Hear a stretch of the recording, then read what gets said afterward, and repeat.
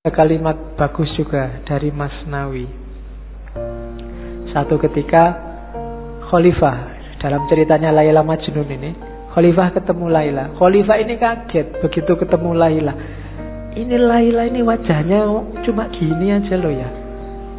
Cakep banget juga enggak ya, perasaan biasa-biasa aja. Yang lebih cakep banyak dibandingkan Laila. Kok Qais al-Majnun, nama aslinya Majnun dan Qais, bisa tergila-gila begitu ya? Terus dia tanya Laila, Khalifah ini tanya, Laila, Qais kok menjadi gila karena kamu? Tidak masuk akal. Apa sih yang dilihat dalam dirimu sehingga ia tergila-gila? Kamu kan bukan wanita yang sangat cantik. Banyak yang lain yang secantik kamu, bahkan melebihimu. Laila menjawab, yang dia lihat tidak terlihat olehmu karena kamu bukan Majnun. Ini yang saya maksud rasa. Jadi hanya Majnun yang ngerti keindahan Laila, hanya pecinta yang ngerti keindahan yang dicintai.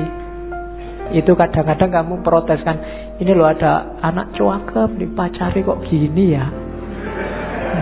Gitu kan, kamu eman-eman, padahal kamu iri mbok sama aku aja kan ngono. Tapi iki ono cakep pacare kok waduh. Kamu kan ya, lho ndak, itu kalau dia ditanya jawabannya kayak Laila ini.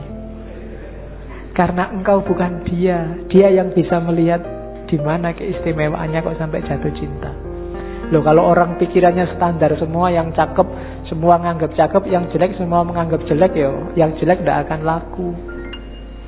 Hanya cakep saja yang laku. Tapi orang melihat yang dicintai dengan perspektifnya sendiri. Karena kamu bukan Majnun. Hanya pecinta yang ngerti indahnya di mana yang dicintai itu. Nah itu jawabannya Laila. Maka maksudnya Rumi apa? Kalau kamu ingin ngerti indahnya cinta pada Allah, ya cintailah Allah. Kalau ndak ya ndak. Kalau kamu masih sibuk dengan teori, sibuk membantah, ya ndak bisa, itu harusnya begini, ya ndak bisa. Ya wis, kamu ndak akan ngalami indahnya. Jatuh cintalah sama Allah. Nanti kamu akan ngerti. Sama kayak jawabannya Laila, karena kamu bukan Majnun. Kalau kamu Majnun, kamu ngerti di mana indahku.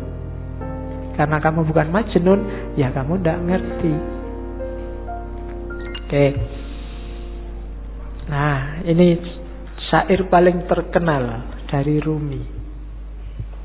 Cinta adalah intinya, dunia hanya kulitnya. Cinta adalah manisannya, dunia adalah piringnya. Agamaku adalah agama cinta, adalah malu bagiku hidup melalui jasad dan roh belaka. Begitu engkau kehilangan cinta, maka hidupmu hanya jasad dan roh. Kamu hanya fisik dan mental. Tidak ada nilainya. Iya kamu hidup, iya kamu susah, kamu seneng, iya kamu putus asa, ya kamu mengalami segala fenomena dunia, tapi kamu kehilangan satu yang penting, cinta. Jadi ada jasmani, ada rohani, modusnya harus cinta. Begitu modusnya bukan cinta, maka katanya Rumi, aku malu kalau begitu. Hanya jasad dan roh belaka, termasuk agama. Beragama berarti modusnya juga harus modus cinta. Modus itu gayanya, gaya mencintai, bukan gaya dagang. Aku untung apa, kamu dapat apa. Apalagi gaya ngamuk, apalagi gaya marah-marah, gaya tawuran. Nggak, agama gayanya harus gaya cinta. Gaya cinta itu ciri paling utama adalah tidak egois, tidak mikir senengnya sendiri, enaknya sendiri. Kalau masih aku, belum. Masih aku, kelompokku, aliranku, pikiranku, pendapatku, masih egois. tidak bisa memahami yang lain. Pokoknya sing bener aku, liyane salah kabeh. Besok yang lain masuk neraka semua.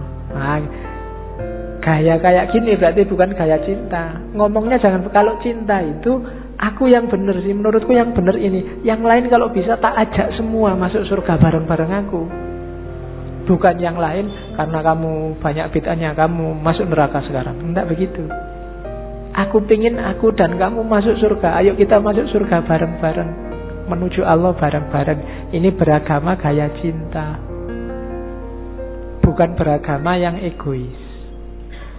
Kalau beragama yang egois itu tinggal jasad dan ruhnya agama, kehilangan esensinya, kehilangan intinya. Kalimat ini saya sampaikan karena banyak yang jangan-jangan Rumi ini nggak suka syariat. Suka, cuma malam ini nggak saya tampilkan. Kapan-kapan kita ngomong bagaimana syariat dalam pandangannya Rumi. Kalimat itu saya ambil saja untuk tahu bahwa itu loh dasarnya Rumi. Aku hanyalah debu yang ingin selalu menempel pada telapak kaki Muhammad. Jadi yalah, semua yang diajarkan Rumi ya tetap dasarnya adalah cintanya dia pada Allah melalui Kanjeng Nabi. Karena yang bawa, yang memperkenalkan Allah kan Kanjeng Nabi. Sehingga kita hari ini dapat Islam. Maka prinsipnya Rumi adalah aku hanyalah debu yang ingin selalu menempel pada telapak kaki Muhammad. Ini gayanya sufi biasanya, yang bisa bikin kalimat-kalimat indah kayak gini. Oke, terakhir, sudah mau jam 10. Yang masih mentah tidak akan pernah tahu keadaan matang itu seperti apa, kematangan itu seperti apa. Penjelasan lewat kata-kata tidak akan membantu. Sejak awal sampai akhir yang dibawa oleh Rumi malam ini adalah ilmu rasa, bukan ilmu lahir. Jadi tidak lewat kata-kata, harusnya rasakan sendiri oleh batinmu. Dan untuk bisa nyampe ke sana ya kita harus matang. Yang mentah tidak akan paham, hanya yang matang yang paham. Itu kan kadang-kadang kita dengar ada istilah la ya'riful wali ilal wali. Kamu memahaminya, kok sombong banget toh, emangnya saya nggak bisa mikir, nggak bisa identifikasi wali itu yang mana. Maksudnya bukan itu. Maksudnya adalah orang yang merasakan, yang bisa memahami apa yang dirasakan orang lain dalam hal yang sama. Maka yang ngerti kewalian ya orang yang pernah merasakan kewalian, dunia kewalian. Jadi bukan urusan sombong tidak sombong, eksklusif tidak eksklusif. Yang paham rasa pedes adalah yang juga pernah merasakan pedes. Jadi bukan urusan dunia kewalian itu eksklusif. Jadi yang mateng, yang ngerti tentang kematangan. Yang belum pernah mateng ya tidak ngerti. Ngertinya yang mentah-mentah, wong dia juga masih mentah. Hari ini banyak yang mentah marah-marah sama yang mateng. Ya kan? Itu yang kemudian di berita-berita muncul penistaan ulama kan itu. Penistaan ulama itu kan orang-orang yang mentah, yang ngomentari yang mateng. Ya untungnya yang dikomentari mateng. Nggak mungkin balas. Kalau balas berarti belum mateng. Ya, yang mateng itu kan paling nganggep yang mentah itu ya wis memang belum paham. Kayak kamu ada anak kecil kok alah cah cilik biasa kan mesti gitu.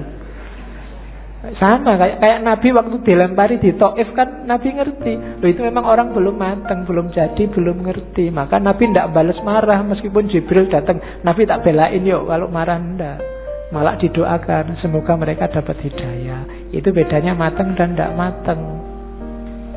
Tidak mungkin kalau dia mateng akan balas pada yang mentah. Kalau yang mentah melecehkan yang matang, mungkin wong dia masih mentah. Jadi yang terjadi hari ini itu sangat masuk akal. Kamu nggak perlu kaget. Kok ada orang menistakan ulama? Itu tidak luar biasa. Orang awam loh menistakan ulama. Biasa. Yang luar biasa ada ulama menistakan orang awam. Itu baru luar biasa.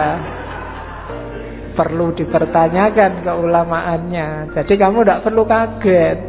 Ada orang ngomentari kiaimu pedes-pedes. Lo biasa memang dia awam belum mateng. Kalau kebalik baru kamu boleh kaget. Malah kiaimu yang ngomong pedes-pedes, ya, itu berarti kebalik. Perlu dipertanyakan. Itu berarti nggak mateng. Itu yang menurut saya logikamu kebaliknya di situ kemarin. Kok kamu marah-marah ada orang? Ya enggak. Ya dia memang nggak mateng sih ya. Nah, untuk orang yang tidak mateng, caranya apa? Yo kamu matengkan, jangan kamu gerutuk, kamu pukuli. Wong dia memang belum mateng. Diajari gimana caranya biar lurus, biar benernya gimana, kan begitu.